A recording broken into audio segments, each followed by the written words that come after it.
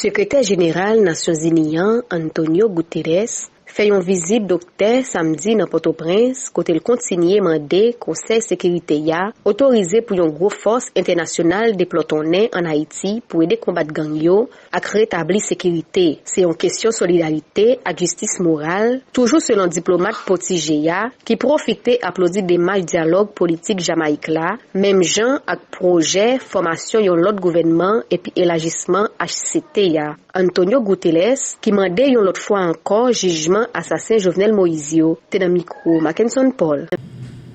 La gravité de la situation exige une attention urgente et soutenue qui place les victimes et les populations civiles au centre de nos préoccupations et de nos priorités.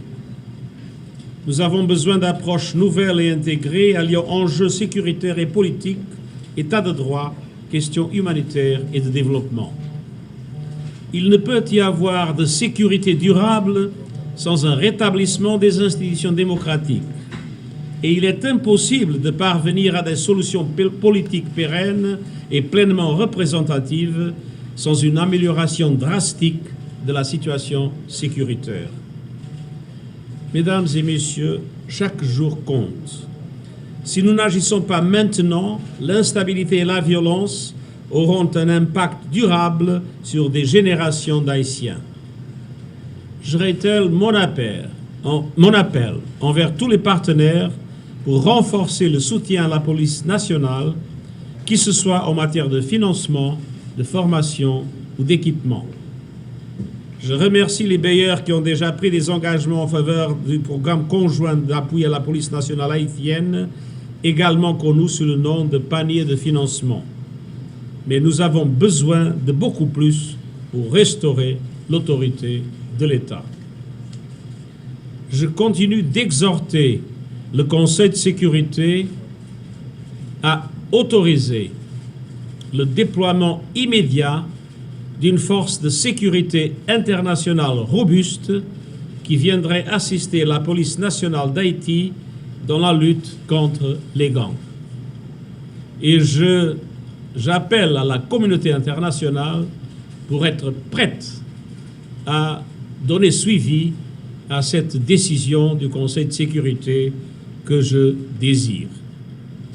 Ce n'est pas le moment d'oublier Haïti ou d'affaiblir notre solidarité envers son peuple. Mesdames et messieurs, près de 2 ans se sont écoulés depuis l'assassinat du président Moïse.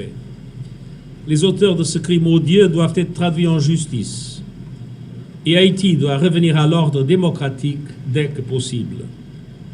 Aujourd'hui, j'ai eu des échanges francs avec le Premier ministre, le Haut Conseil de la Transition, la société civile et les partis politiques sur le besoin d'une entente politique pour mettre fin à la crise.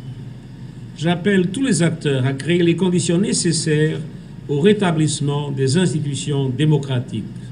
Chacun doit dépasser ses intérêts personnels et faire des concessions afin de faciliter l'émergence d'une vision commune et d'un chemin électoral viable et crédible. Secrétaire général Nations Unies souligné rencontrer le Premier ministre de facto Ariel Henry, dirigeant HCTA, leader politique qui n'a pouvoir ak dans opposition, représentant société civile là qui bat l'espoir yon entente à fait pour résoudre crise politique là. C'est pas étranger, mais haïtien qui a capoté solution dans crise là. Déclaration Antonio Guterres. Premièrement, je n'ai pas de calendrier. J'appelle au Conseil de sécurité pour prendre une décision positive et j'appelle aux États qui ont la capacité de fournir une force sécuritaire robuste de ne plus avoir des hésitations et d'être prêts à suivre une décision du Conseil de sécurité.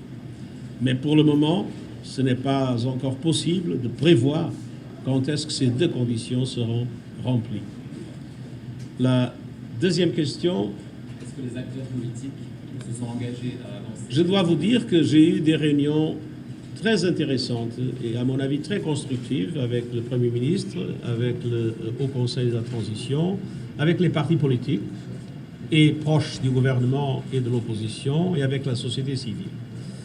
Et je crois qu'il nous faut avoir un espoir qu'un consensus élargi soit établi pour pouvoir aller devant dans la perspective de création le plus tôt possible.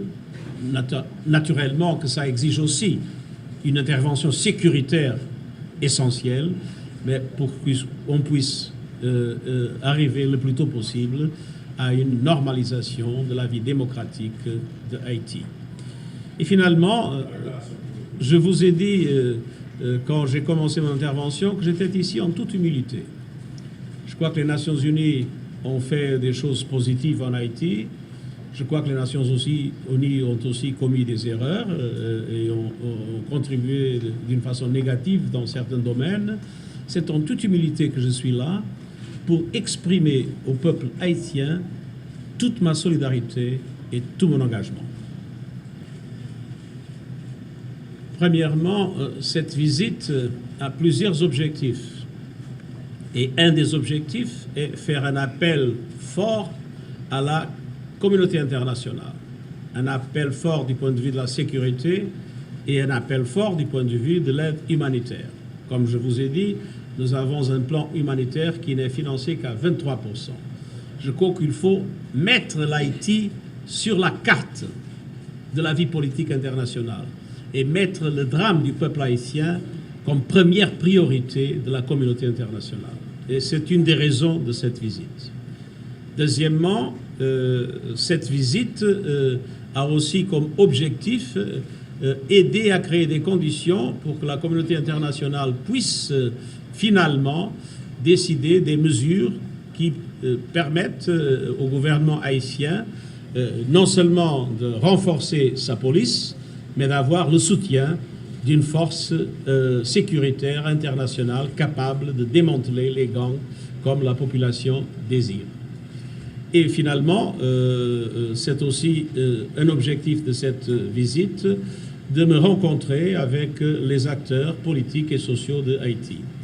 Je ne suis pas ici pour dire aux Haïtiens ce qu'ils doivent faire. Je suis ici pour les entendre et pour les encourager à un consensus établi le plus largement possible pour faire avancer le processus de transition. À mon avis, ce n'est pas aux étrangers de résoudre le problème haïtien, ce sont les Haïtiens qui vont le faire. Le rôle des Nations Unies, comme le rôle de CARICOM et le rôle d'autres institutions, c'est d'appuyer ce processus de dialogue et c'était là un des objectifs de cette mission et nous continuerons avec notre mission en Haïti, nous continuerons ce travail d'appui au dialogue pour le consensus.